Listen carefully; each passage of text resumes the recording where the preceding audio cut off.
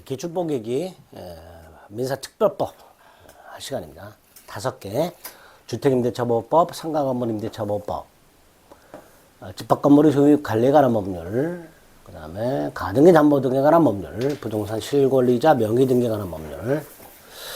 보통 집합건물법, 가등기 담보법, 부동산 실명법이 한 문제씩 출제되는 게 보통인데 가끔 가다가 집합건물법이나 또는 부동산 실권리자 명의 등에 관한 법률이 2문제씩 출제가 되는 경우가 있고요.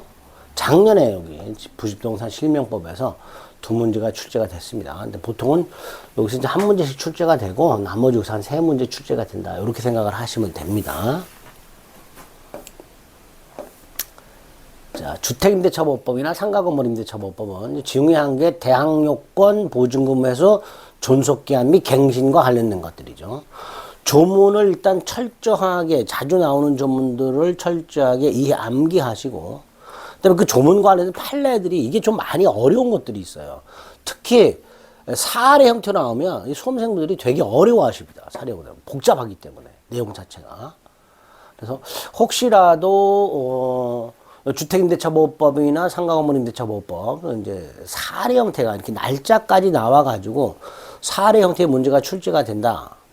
그럼 사실은 그건 읽을 시간이 없어요. 풀 수 있는 시간이. 뒷부분에 문제가 있기 때문에 시험이 이제 종료할 때쯤 이렇게 답안지 마킹해야 될 때쯤 가서 그 문제를 보게 된단 말이에요. 근데 거기 날짜까지 나온 문제를 언제 파악하고 읽고 있냔 말이에요. 그죠? 그러니까 웬만하면 날짜 나오는 사례 형태 문제는 제낀다는 생각으로 실전에서는 대비를 하셔야 됩니다. 뭐 시간이 많으면 푸시면 되는 거고요. 자, 주택임대차보호법에 관한 설명으로 옳은 것을 골라라. 자, 1번은 대항요건과 관련된 거죠. 주택임대차 또는 상가건물임대차 그 임차권을 등기하지 않아도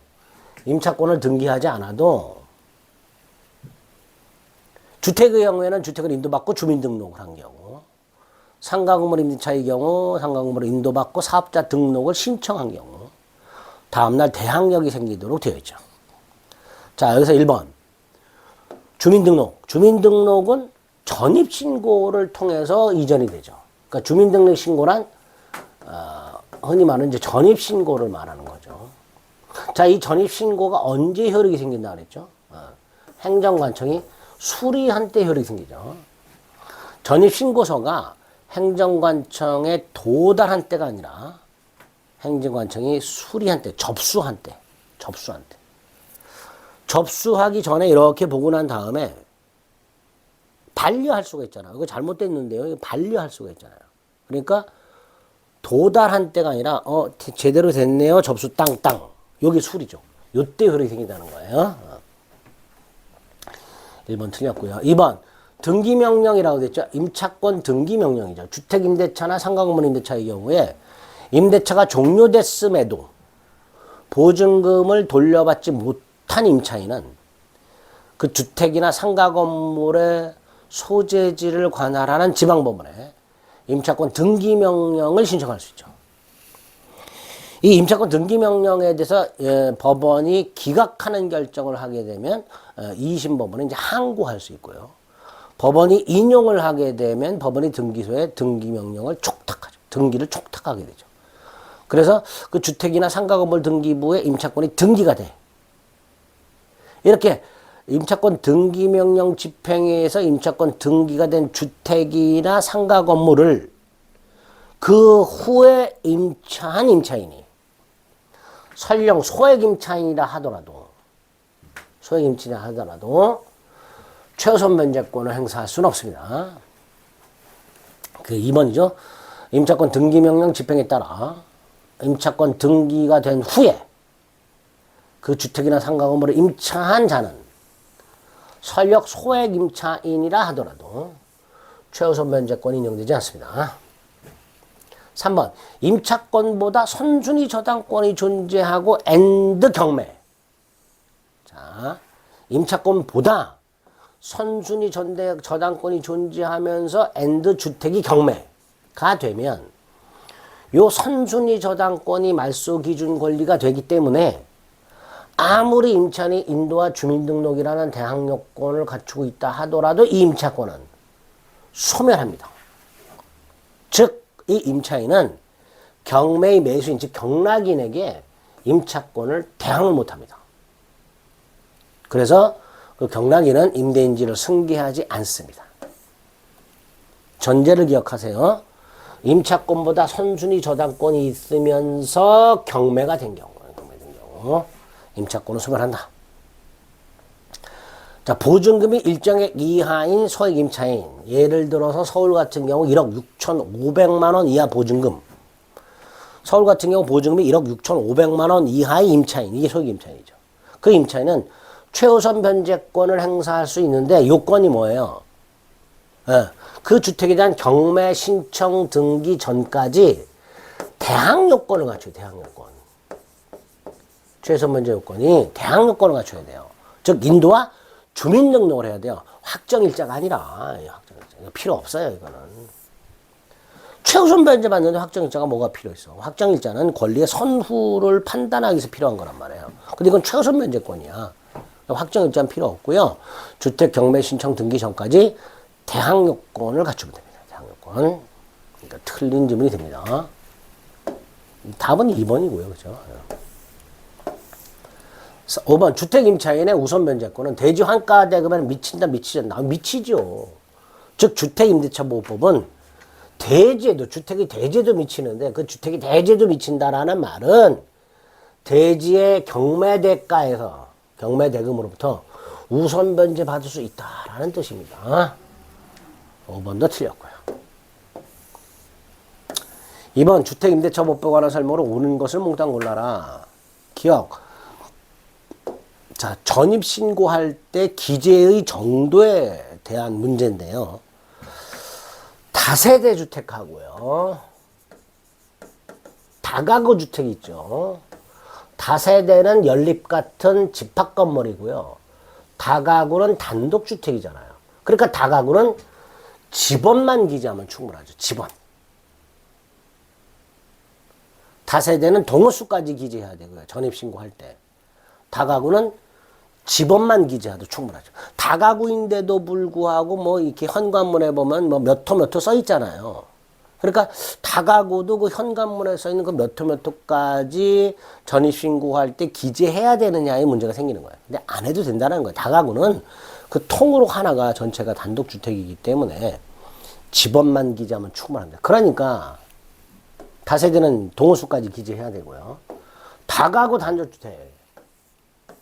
이게 대항력을 취득했다는 건 뭐예요? 집원을 기재했다는 거예요. 근데 이게 나중에 다세대로 바뀌었어. 그러면 동호수를 추가해야 되느냐? 그건 아니라는 거죠. 이미 취득한 대항력 상실하지 않습니다. 집원만 전입신고에서 기재했을 때 그 대항력 그대로 유지가 됩니다. 니은 대지만 경매가 되더라도 그 대지의 경매 대가에서 우선 변제 받을 수 있단 말이죠.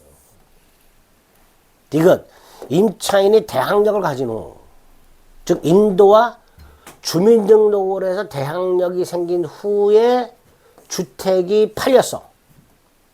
그럼 그 새로운 소유자, 주택 양수인이죠.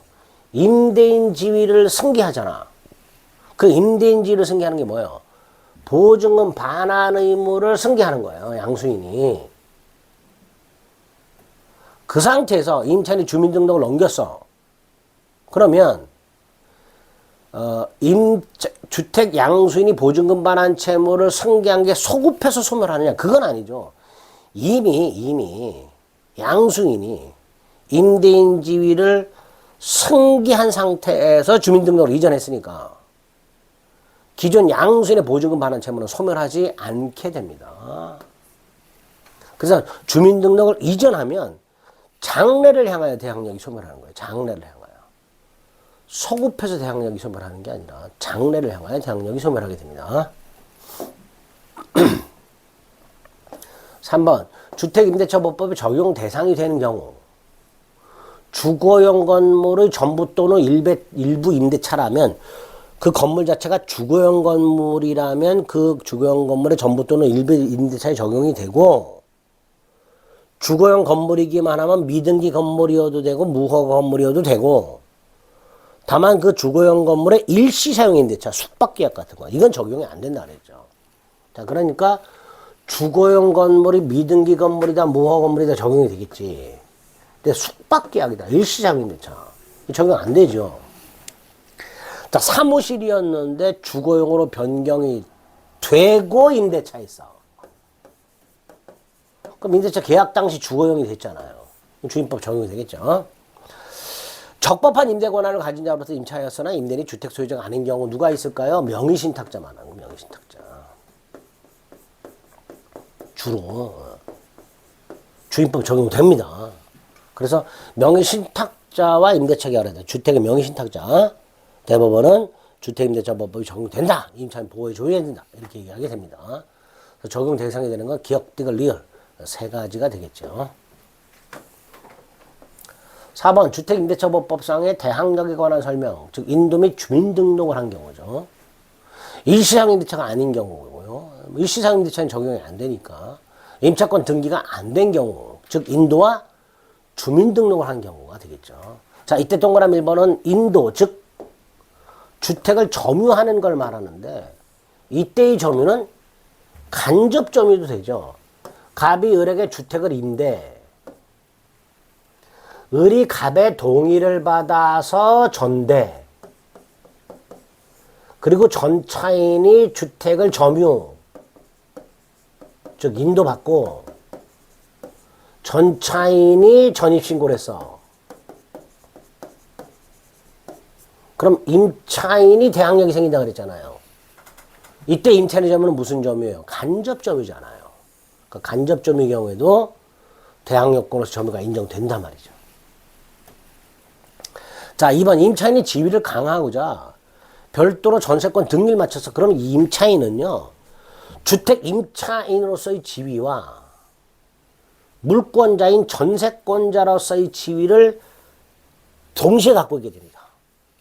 그리고 주택 임차인으로서의 지위와 전세권자로서의 지위는 전혀 별개의 지위예요. 따라서 임차인이 주택임대차보호법상 대항력권을 상실했다, 즉 전출했다.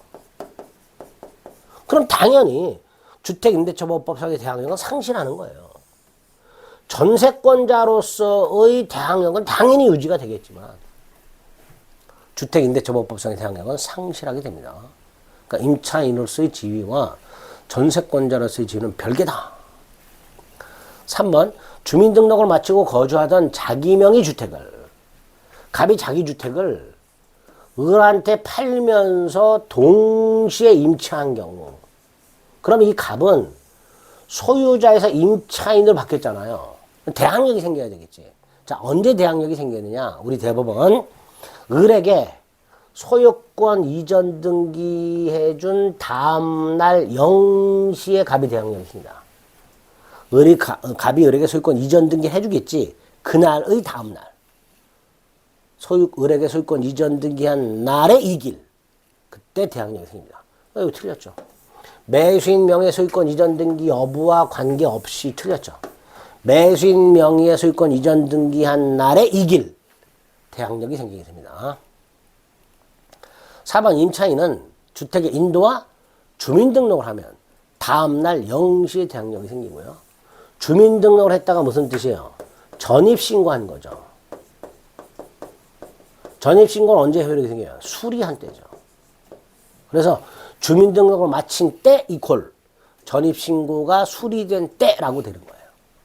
그 다음날 0시에 대항력이 생기는 겁니다. 5번 임차인이 가족과 함께 점유를 계속하면서 가족은 그대로 둔 채 자기만 전출.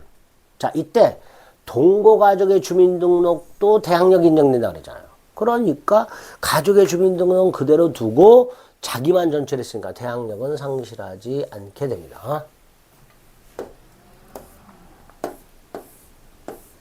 5번 선순위 담보권이 없는 주택의 대항력권과 확정일자. 대항력권 플러스 확정일자. 이게 뭐예요? 우선 변제권이죠.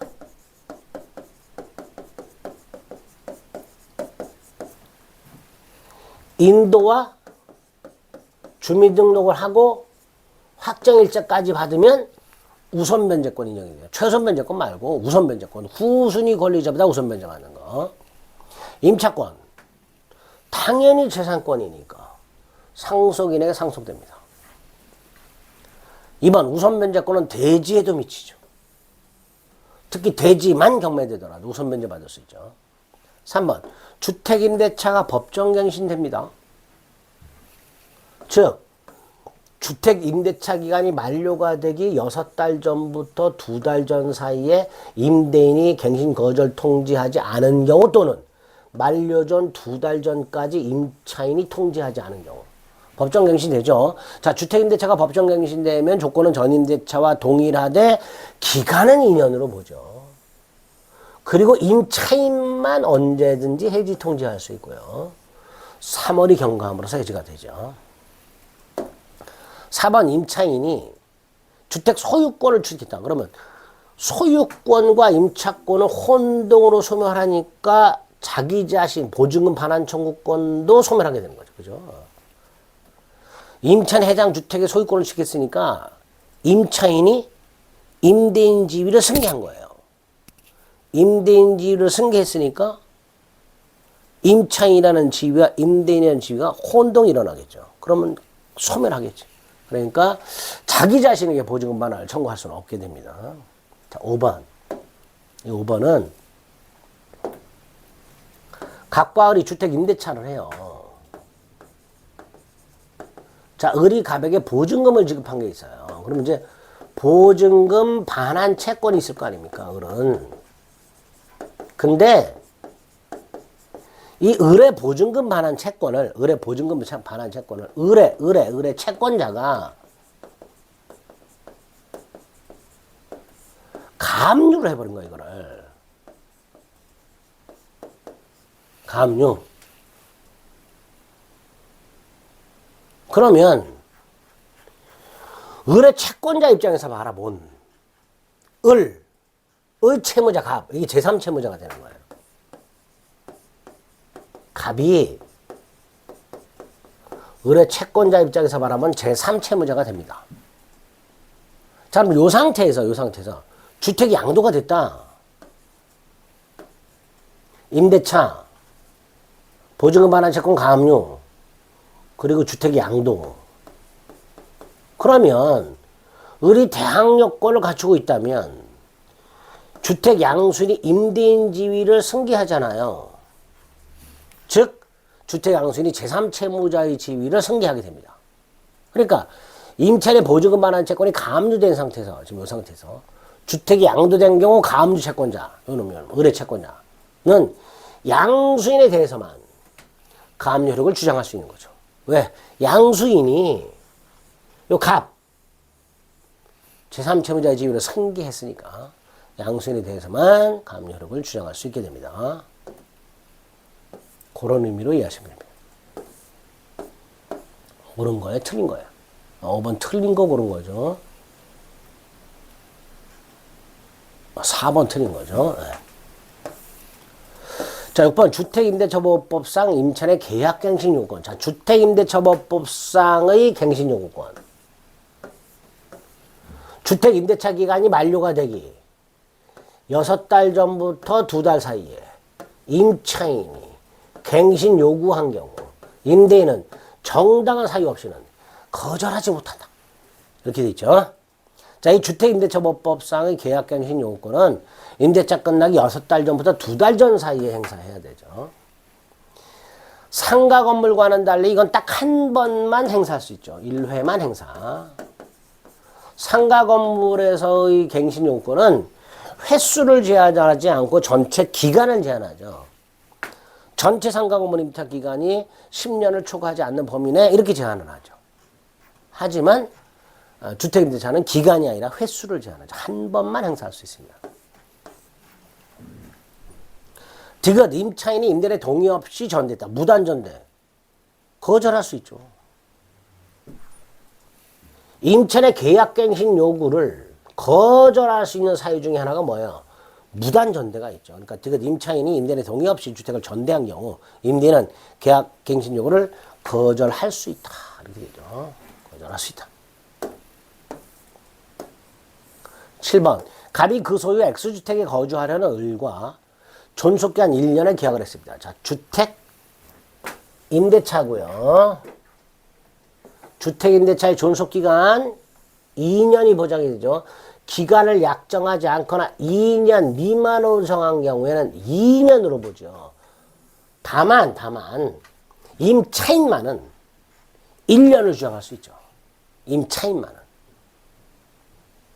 즉 2년 미만으로 정하더라도 2년으로 보되 임차인만은 그 2년 미만의 기간에 유효를 주장할 수 있죠.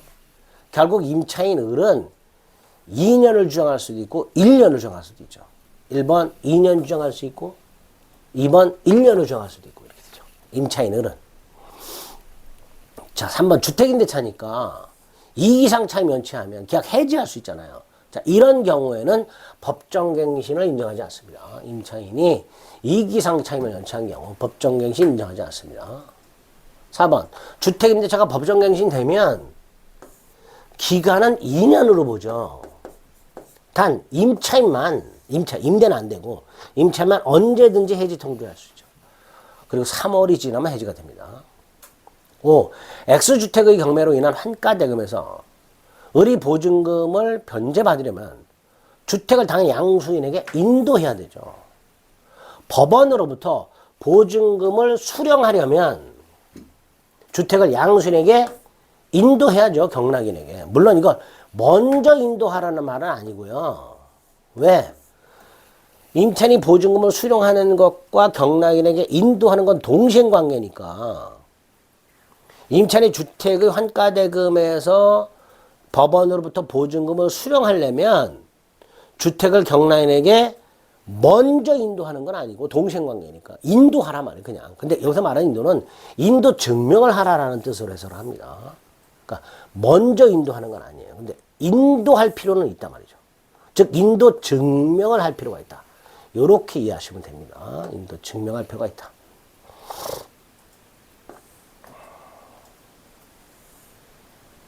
틀린 것.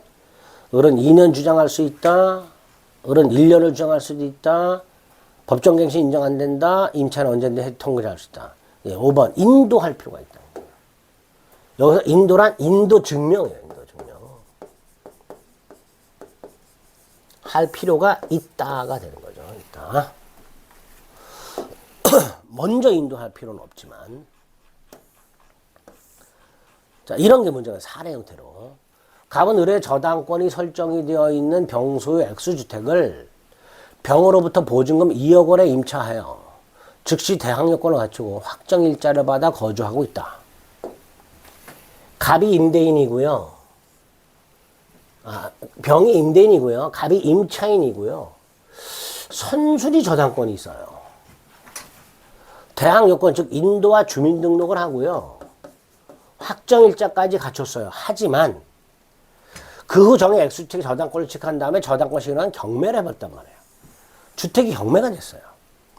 임차인보다 선순위 저당권이 있는 상태에서 주택이 경매가 되면 이 선순위 저당권이 말소 기준 권리가 된다 그랬잖아요.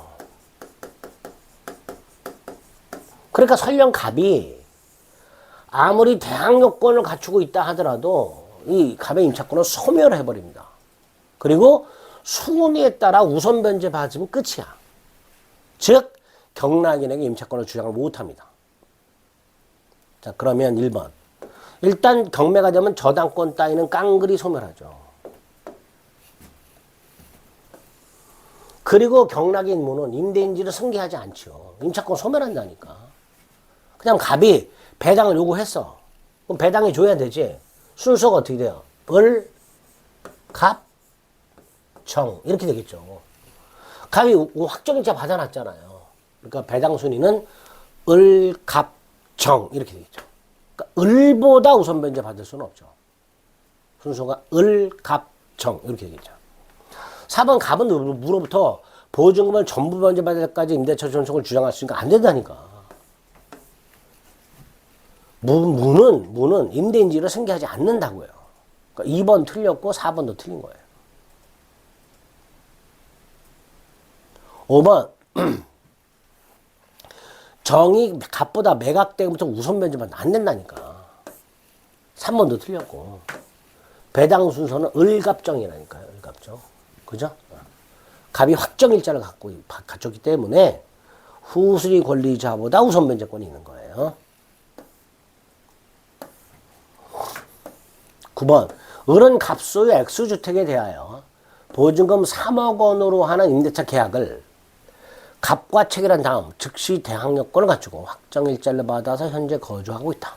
자, 갑이 임대인, 을이 임차인, 대항력권, 인도 및 주민등록, 플러스 확정일자. 그러니까 대항력과 우선변제권이 다 갖고 있죠. 자, 주택임대차가 법정 갱신됐어요. 기간은 2년으로 보죠. 1번, 임대차를 1년으로 확정했어요. 그래도 2년으로 보죠. 다만 이 2년 미만으로 정한 기간. 임차인만은 유효를 주장할 수 있죠. 임차인만. 임대인은 안 되고 임차인만 유효를 주장할 수 있죠. 자, 법정갱신되면 기간은 2년으로 보되 1번.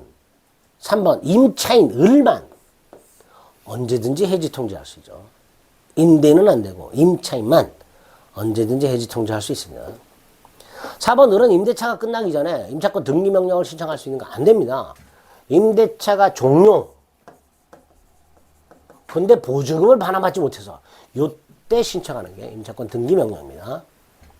5번 임대차 기간이 만료하기 전에 갑이 병의 X주택을 매도했다. 자, 병이 주택 양수인이죠.